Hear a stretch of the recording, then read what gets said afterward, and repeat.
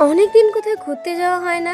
এইটা চলছিল ডিসেম্বর মাস, আর তাই পরীক্ষা ভাইয়ের শেষ হতেই আমরা চললাম মাসি বাড়ির উদ্দেশ্যে। জানো তো মাসি বাড়ির এখানে একটা জাগ্রত কালী মন্দির আছে, তাই টোটো থেকে নেমে মায়ের দর্শন করতে গিয়েছিলাম। আমি কিন্তু এই মাসি বাড়ি প্রথমবার আসি, আর মাসি আমাকে অনেকবারই আসতে বলেছিল, তবে হ্যাঁ আজকেই সুযোগটা হয়েছে। মাসি বাড়ি আসতে না আসতে মাসি দিল আমাদের চিকেন কষা, আর এই দিকে তো আমার ভাই খাওয়াও শুরু করে দিয়েছে। জানো তো আমি আগে ভাবতাম হয়তো আমার ভাইয়ের সাথেই আমার এত ঝামেলা হয়, কিন্তু না, সব বাড়িতে একই ঝামেলা। তবে হ্যাঁ আমি কিন্তু এই ঝামেলাটা প্রচুর এনজয় করি।